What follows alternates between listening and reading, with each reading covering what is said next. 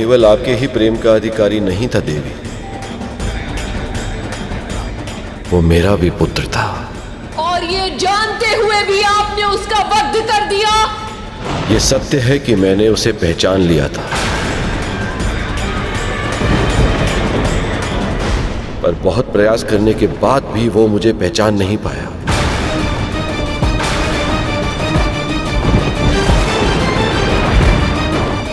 पिता के हाथ संतान के हाथ को थाम कर चलना सिखाते हैं,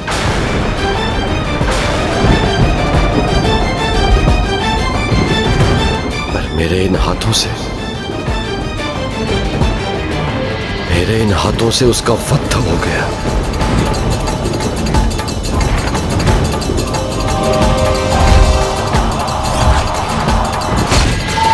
मैं विवश था। आप और विवश? किसमें सामर्थ्य है इतना महादेव?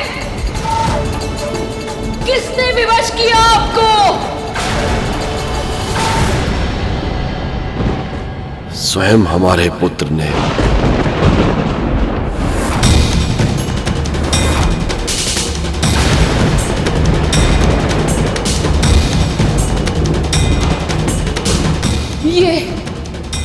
ये संभव नहीं है। आपने मुझ पे आरोप लगाया था ना देवी कि मुझे शीश काटने के अतिरिक्त और कुछ आता भी है या नहीं। मैंने कभी केवल शीश नहीं काटा, सदैव उसमें छिपे अहंकार को काटा है।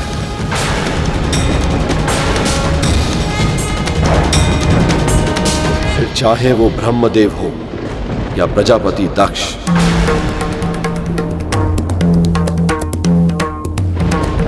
हमारे पुत्र के भीतर भी अहंकार उत्पन्न हो गया था। वो अहंकार जिसके कारण वो अज्ञानता के अंधकार से बाहर ही नहीं निकल पा रहा था।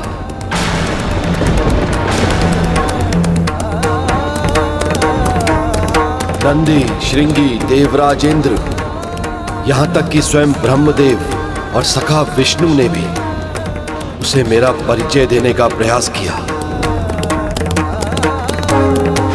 पर उनके कथनों को ना तो उसने सुना और ना ही समझा।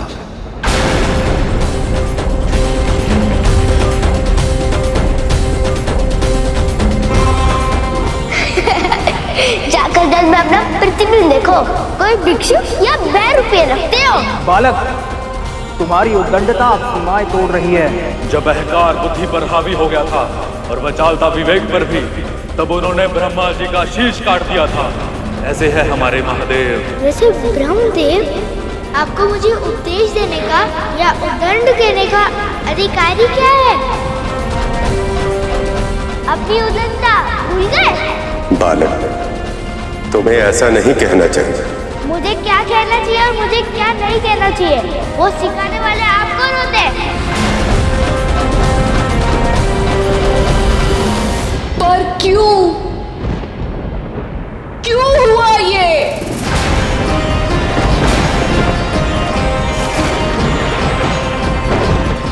देवी, आपने उसे अकेले जन्म दिया था, इसलिए आप उसे प्रेम तो दे पाई, पर आपको अवसर ही प्राप्त नहीं हुआ कि आप उसे संस्कार भी सिखा पाते।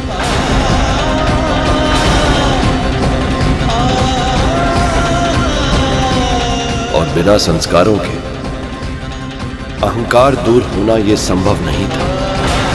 वो अपनी शक्ति के अभिमान में अपने तन से इतना जुड़ चुका था कि अपनी आत्मा के भीतर झांक ही नहीं पा रहा था।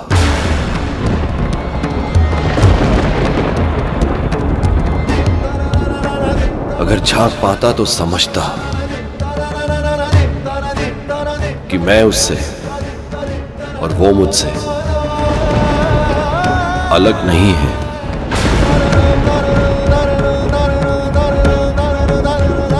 एक ही तो थे हम दोनों।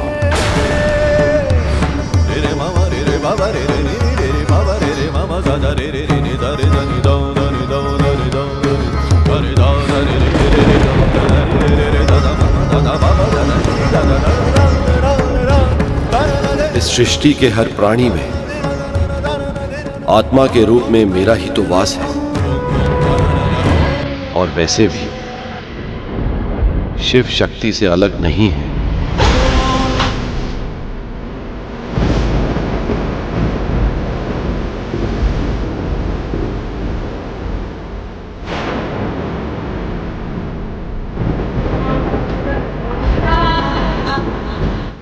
केवल उस बालक में ही नहीं, हर प्राणी में शिव और शक्ति का वास होता है।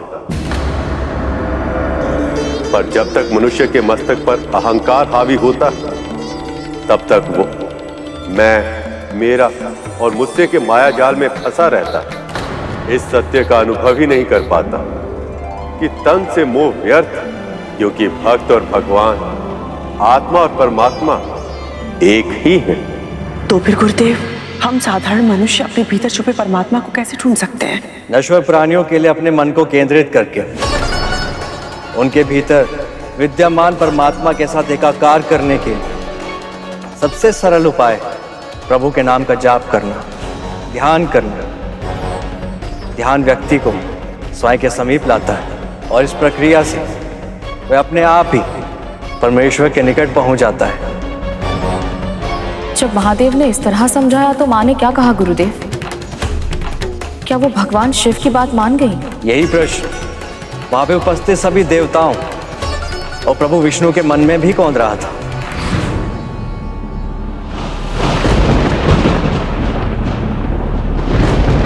दुखद है, पर सत्य यही है देवी।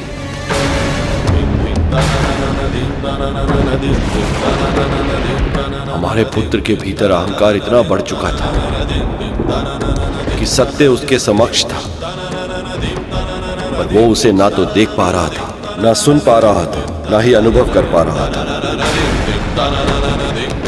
केवल अब शब्दों का उच्चारण कर रहा था उसका मुख।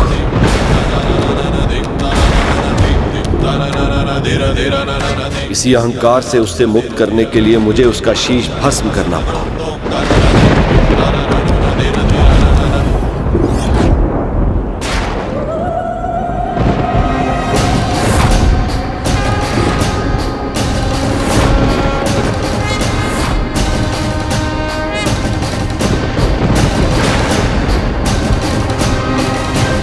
और अब आप उसे जीवित करेंगे महादेव।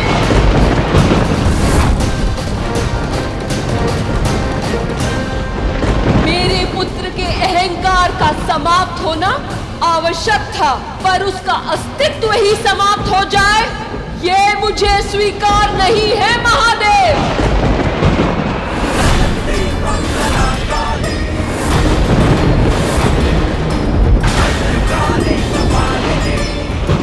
दंड आवश्यक होता है, पर दया अनिवार्य होती है।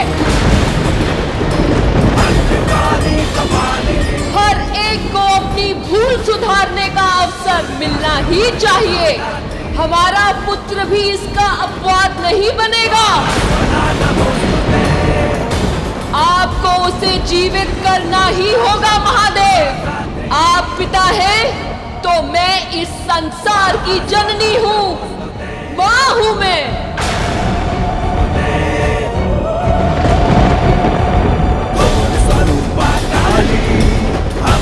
यदि मां ही प्रसन्न नहीं होगी तो इस पूरे संसार में उदासीनता फैल जाएगी।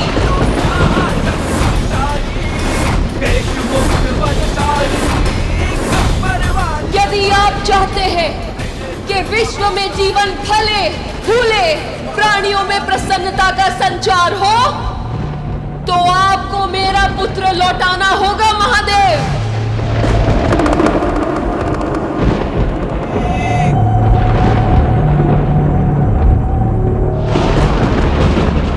ऐसा ही होगा।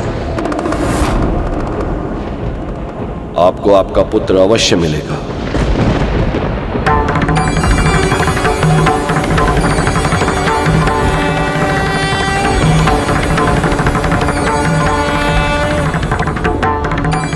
जो अहंकार से मुक्त होगा, ज्ञान का शिखर होगा और ब्रह्म ज्ञान से परिपूर्ण होगा।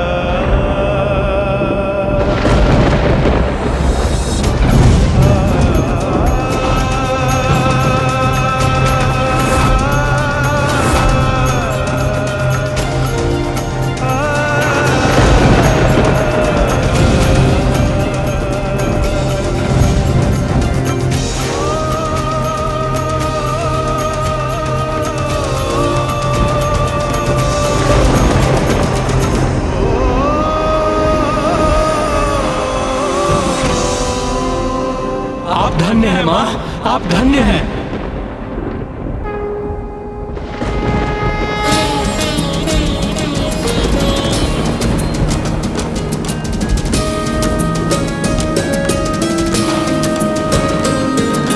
दुर्गमा दुर्गमा लोका दुर्गमात्म स्वरूपिणी, दुर्गमार्ग प्रदा दुर्गम विद्या दुर्गमाश्रिता, दुर्गम ज्ञान संस्थाना दुर्गम ध्यान भासिनी, दुर्गमोहा दुर्गमदा दुर्गमार्ग स्वरूपिणी, दुर्गमा सुर सहंत्री दुर्गमायुधधारिणी, दुर्गमांगी दुर्गमता दुर्गम्या दुर्गमेश्वरी, दुर्ग भीमा दुर्ग भामा दुर्गमा दुर्गधारिणी, दुर्ग भीमा दुर्ग भामा दुर्ग भा दुर्गधारिणी।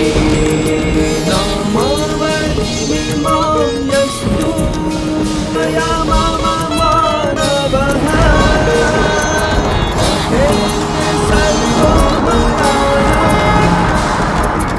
मेरी समझ सीमित है गुरुदेव, इसलिए मैं आपसे जानना चाहता हूँ, यदि पार्वती माँ को सभी को फिर से जीवित करना ही था तो फिर उन्होंने सभी देवताओं को निगलकर अपने भीतर समाहित क्यों किया? क्योंकि हमारी संस्कृति और हमारे धर्म का सबसे बड़ा गुण ही यही है कि हमारे यहाँ दया करने वाले भगवान और दंड देने के लिए शैतान भिन्न भिन्न नहीं। जो माँ अपनी संतानों को अपराध करने पर कठोर दंड देती, वही माँ भूल सुधारने पर उन पर दया भी करती।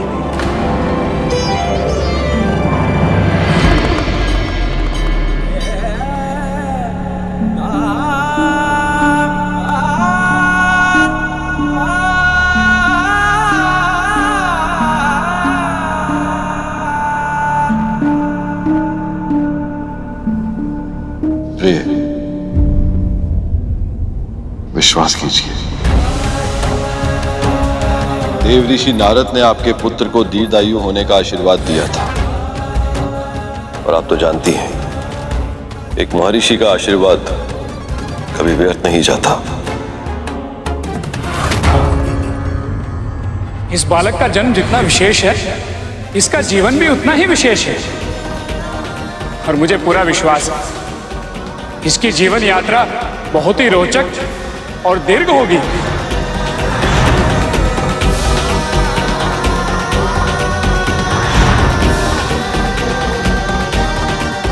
आपको हुए दुख की कल्पना करना भी असंभव है।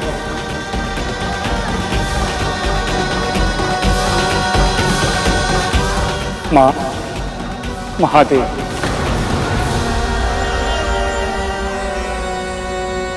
इस बालक को फिर से जीवित करने के उद्देश्य में मैं क्या योगदान दे सकता हूं?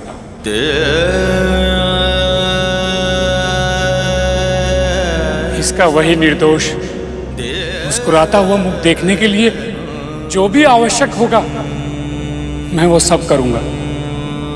बस आप। ये संभव नहीं है।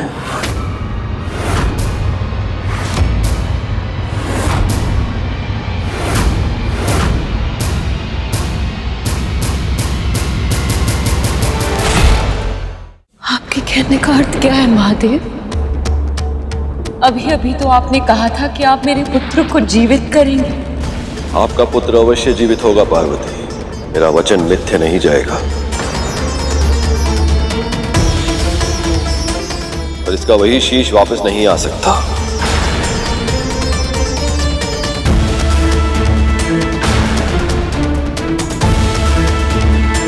इसका शीश मेरे त्रिशूल से भस्म हुआ है, और सांसारिक नियमों के अनुसार मेरे त्रिशूल से जो एक बार भस्म हो जाता है उसमें फिर से प्राण नहीं आ सकते।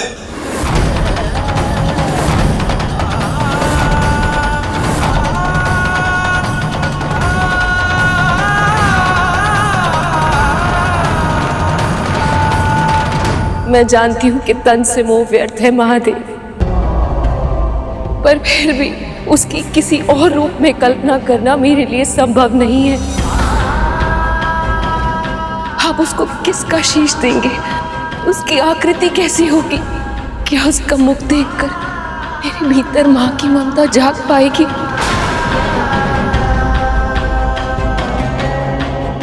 क्या उसका मुख वैसा ही मनमोहक होगा? क्या वो सबका चित हार पाएगा? देवी, आप महादेव पर विश्वास कीजिए। ये भी पिता, ये वही करेंगे जो उनके हित में होगा।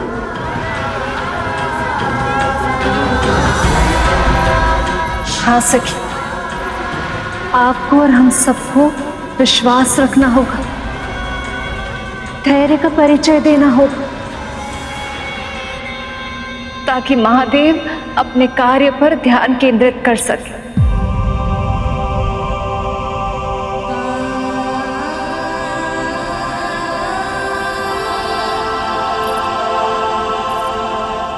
सखी चलो,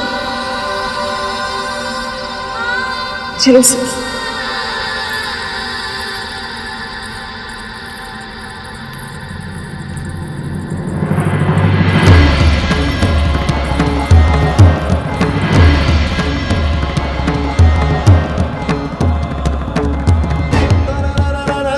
महादेव, अब हमें क्या करना होगा? हम इस मृत बालक के तन को स्वच्छ करके इसके तन को नया शीश स्वीकार करने के लिए तैयार करेंगे। देवराज इंद्र,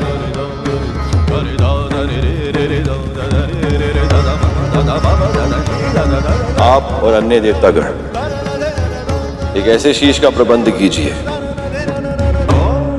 जो इस बालक के तन पर स्थापित किया जा सके। उत्तर दिशा में आपको सफलता अवश्य मिलेगी, परंतु ज्ञात रहे, शीश केवल उसी शिशु का लेकर आइए जिसकी मां उससे विमुख होकर सो रही है। आप धन्य हैं महादेव, आप धन्य हैं। आज्ञा दीजिए महादेव।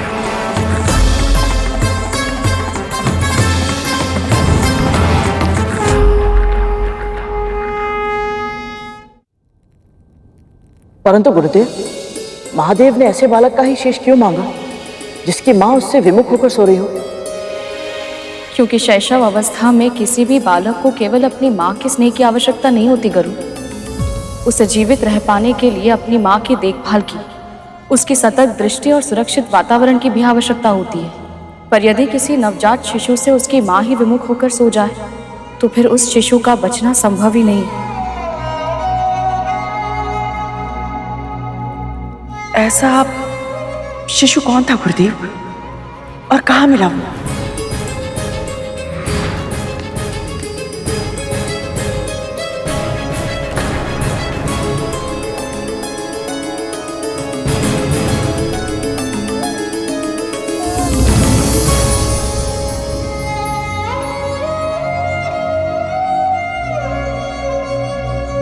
मानवों में तो एक भी मां ऐसी नहीं है जो अपने संतान से विमुख हो जाए।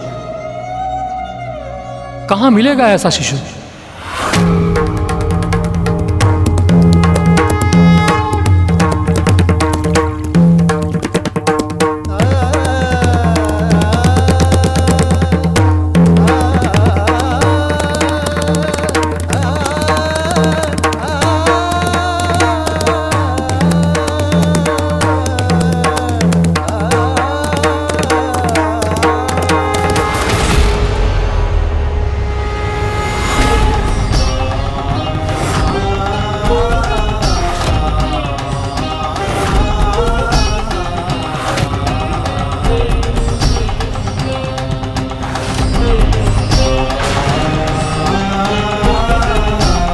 समय तीव्र गति से बीतता जा रहा है और मनवांछित बालक अभी तक नहीं मिला है। मैं मां पार्वती को एक बार पहले ही दुख दे चुका हूं। अब रिक्त हाथों के साथ लौटकर दूसरी बार दुख नहीं दे सकता मैं उन्हें।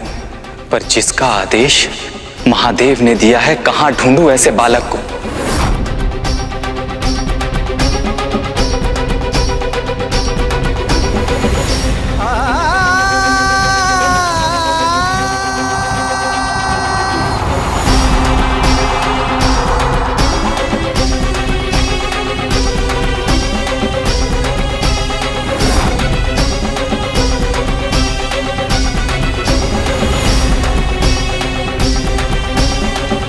तो बस यही आशा कि देवताओं को किसी ऐसे बालक का शीश मिल जाए जिसकी मां का सर उसके विपरीत दिशा में हो। अन्यथा देवी पार्वती का क्रोध यदि पुनः जागृत होगी तो संसार का अंत निश्चित है।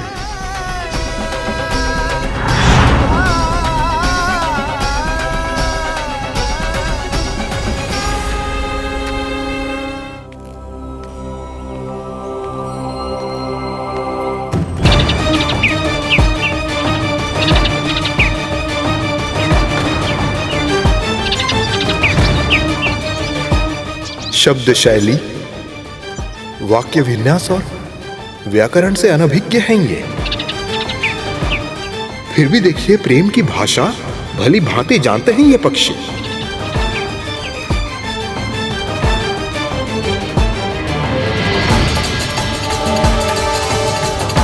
ये माएं अपनी संतान को केवल तैरना नहीं सिखा रही है, जीवन के कठिन पथ पर संघर्ष का अभ्यास भी करवा रही है। ऐसे में अपनी संतान से विमुख होने का प्रश्न ही नहीं उठता। पर यदि ऐसी कोई मां हमें नहीं मिली तो कैसे जीवित होंगे पार्वती नंदन।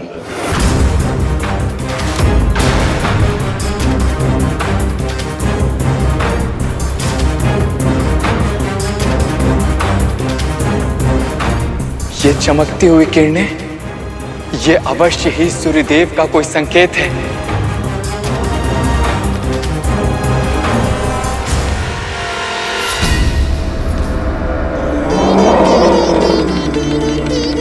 मिल गया वो बालक जिसकी मां उससे विमुख होकर सोई है।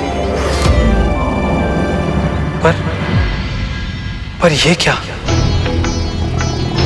क्या इस हाथी के शिशु का चुनाव करना उचित होगा? क्या मां पार्वती के पुत्र के शीश के स्थान पर एक गज का शीश लग जाए? क्या यह संभव भी है?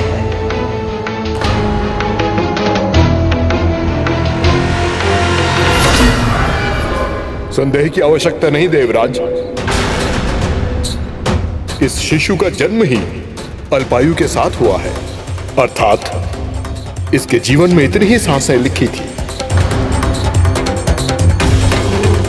महादेव इसके शीश का उपयोग अपने पुत्र को जीवित करने के लिए अवश्य ही करेंगे।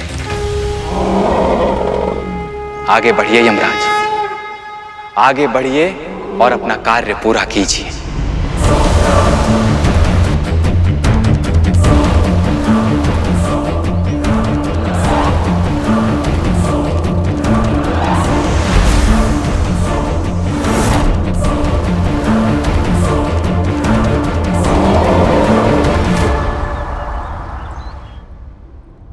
इतना समय बीत गया, सभी देवगुणों में से कोई भी किसी बालक का शीश लेकर आए क्यों नहीं?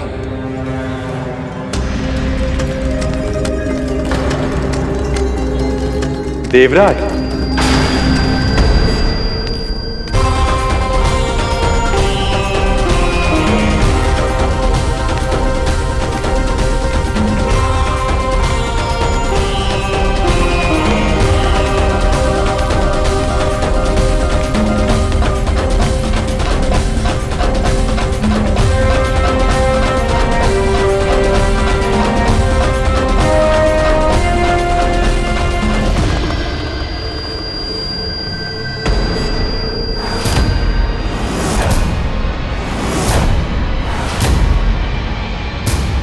गज शिशु का शीश। महादेव, इस शीश को बालक के धड़ पर स्थापित कौन करेगा? अश्विनी कुमारों के अतिरिक्त ये कार्य करने की क्षमता किसी में नहीं है ब्रह्मदेव।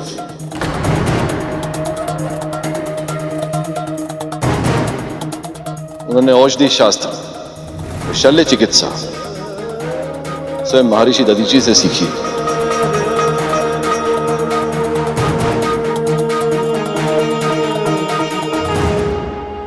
हे अश्विनी कुमारों, हम त्रिदेव आपका आवाहन करते हैं, कृपया प्रकट हो।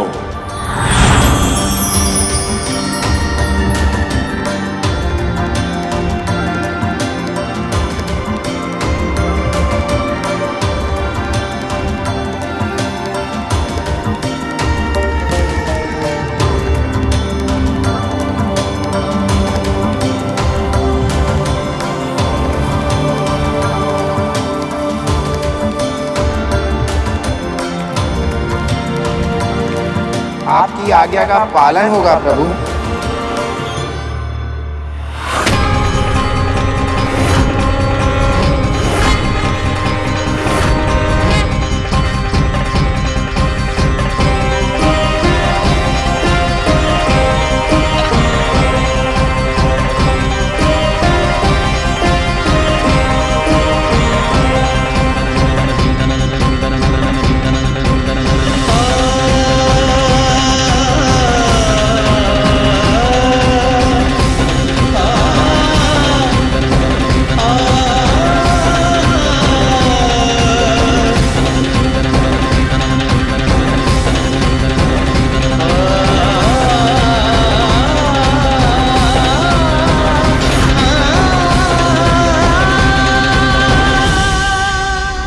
हमने अपनी विद्या से इस शीश को धड़ के साथ जोड़ तो दिया है महादेव, परंतु इसे प्राण देने की शक्ति हमारे पास नहीं है।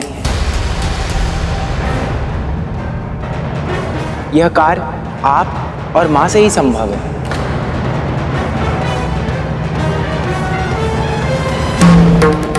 हमारे पुत्र को नया शीश मिल गया है प्रिय, पर इसे जीवन देने के लिए मुझे आपकी शक्ति की आवश्यकता है।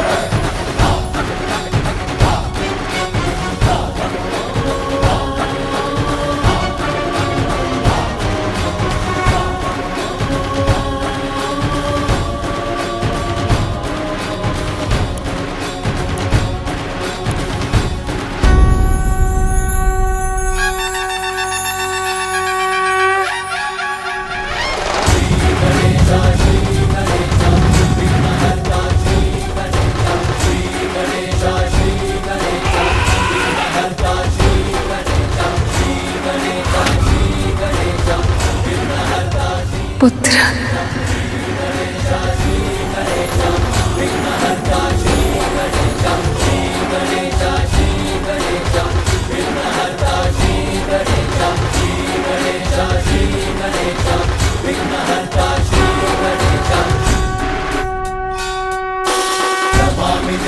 नमामि देवा जय गणराजा नमामि देवा दया करो हे मंगल देवा जय गणराजा नमामि देवा मंगलदाता मंगलकारी जय गणराजा पिताजी देवा भक्तों के तुम ही हितकारी जय गणराजा नमामि देवा सुखहर्ता सुखकर्ता स्वामी जय गणराजा नमामि देवा विघ्नराज जी अंतर्यामी जय गणराजा। बालक ने अपने पिता को महादेव को पहचान लिया।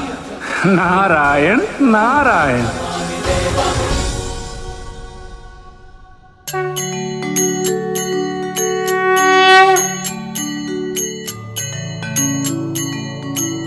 आप केवल मेरे पिताश्री ही नहीं, साक्षात परब्रह्म के स्वरूप हैं।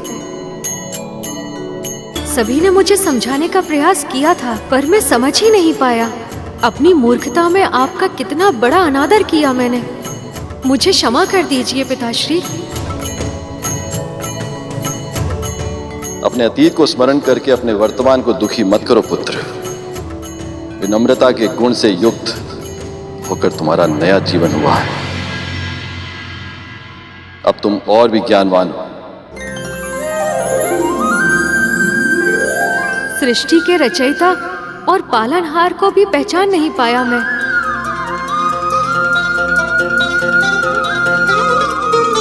आप दोनों के साथ कितनी उदंडता की थी मैंने। कृपया मुझे क्षमा कर दीजिए। तुम्हारा ये रूप देखकर हम अत्यंत प्रसन्न हैं पुत्र। तुम्हारे कर्म, वचन और व्यवहार के कारण तुम्हारी मां को सदैव तुम पर असीमित गर्व होगा।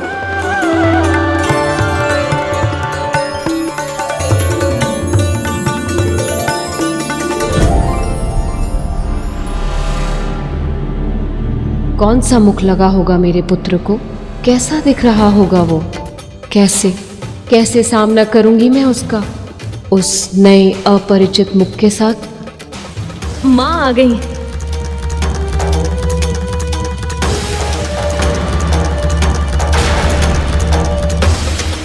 ये जानकर ही माँ कितनी चिंतित हो गई थी कि उनके पुत्र को किसी और प्राणी का शीश लगेगा। अब जब वो ये देखेंगे कि इसे दूसरा शीश मनुष्य का नहीं हाथी का लगा है, तो कैसा अनुभव करेंगी वो, कैसी प्रतिक्रिया देंगी वो। और यदि उन्होंने इस बालक को इस नए स्वरूप में स्वीकार नहीं किया तो कितनी पीड़ा होगी इसे।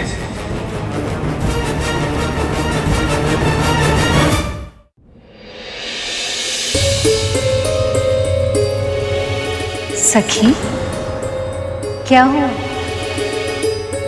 मेरा मन इतना आशंकित क्यों हो रहा है सखी? क्योंकि आप माँ हैं और इस परिस्थिति में आशंका और भय ये स्वाभाविक है सखी। पर हमें पूरा विश्वास है, जब आप अपने पुत्र के मुख को देखेंगी तो आपकी आशंका, आपका भय पूरी तरह निर्मूल सिद्ध होगा।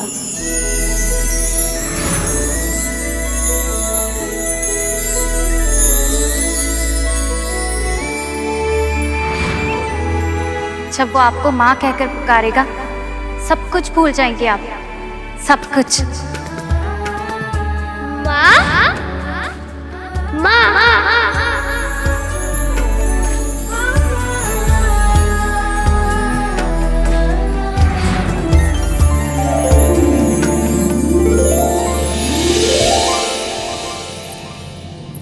पुत्र, पुत्र,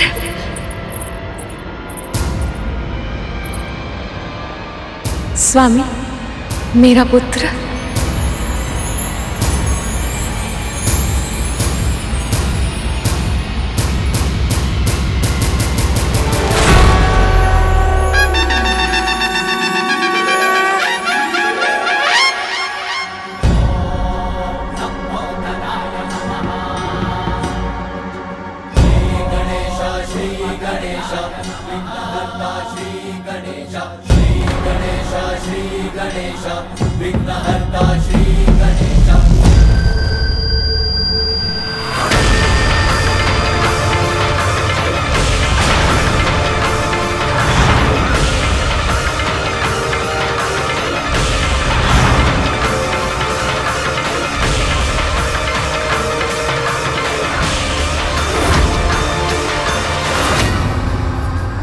देवी पार्वती ने अपने पुत्र का नया मुख देखकर उसे मुंह फेर लिया।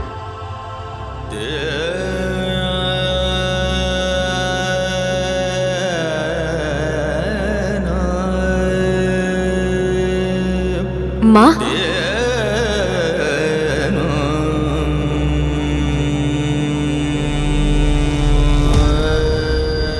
मेरा पुत्र।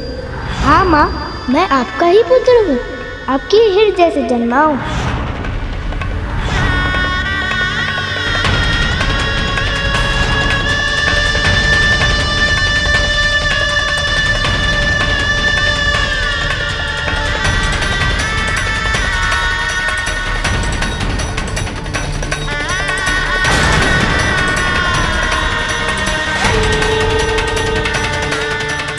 माँ, आप रो क्यों रही हैं? क्या हुआ?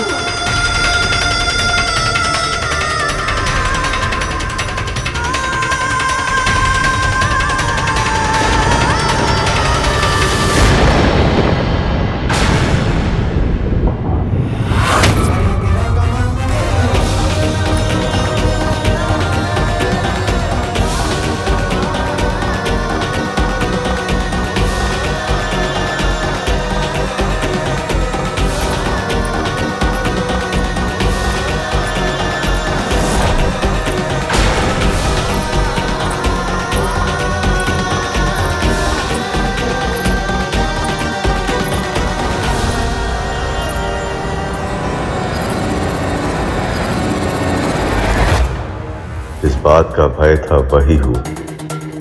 देवी पार्वती ने अपने पुत्र का नया रूप स्वीकार नहीं किया। ये क्या? माता पार्वती ने अपने ही पुत्र से मुंह फेर लिया। कहीं उनका क्रोध पुनः जागृत ना हो जाए।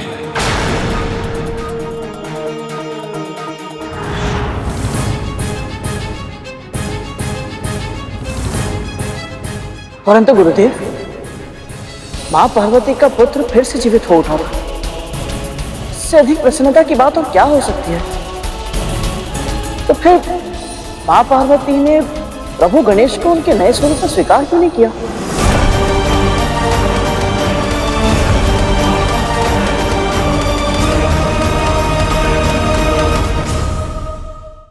क्योंकि अतीत की स्मृति होती ही ऐसी, जब कोई उसमें डूब जाए तो उसे अपना अतीत अपने वर्तमान से भी अधिक अच्छा और सुंदर लगने लगता है।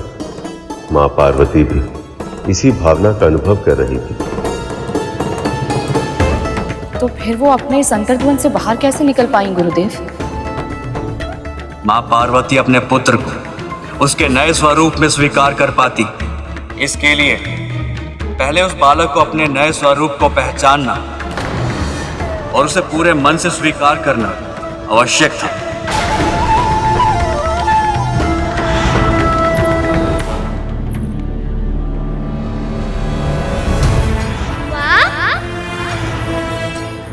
माँ,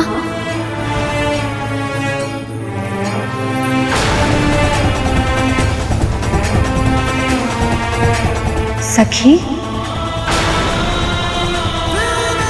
पर अकेली क्यों है ये? माता का पुत्र कहाँ है?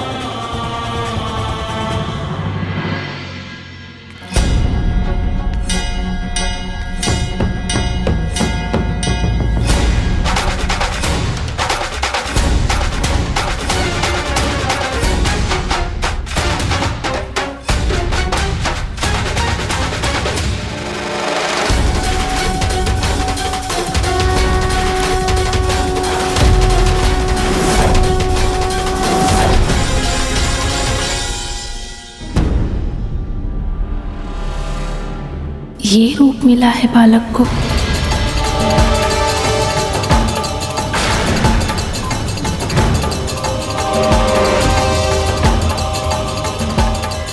तो इसलिए मौन है माँ।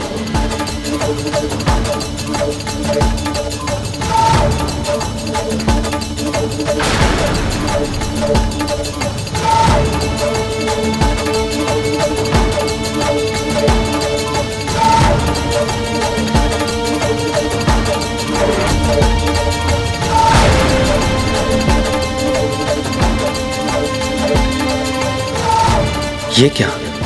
माता तो अपने पुत्र का नया रूप देखकर रुष्ट हो गई हैं। जब उन्हें ज्ञात होगा कि ये शीश मैं ढूंढ कर लाया हूं उनके पुत्र के लिए, तो ना जाने मेरा क्या होगा। मेरा प्रणाम स्वीकार करें।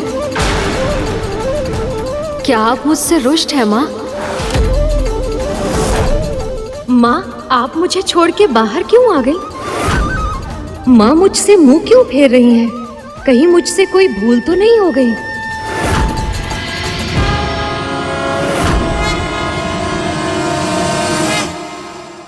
पक्षीराज गरुड़ के साहस भरे कारनामे देखने के लिए चैनल को सब्सक्राइब करें और साथ ही बेल आइकॉन दबाना न भूलें।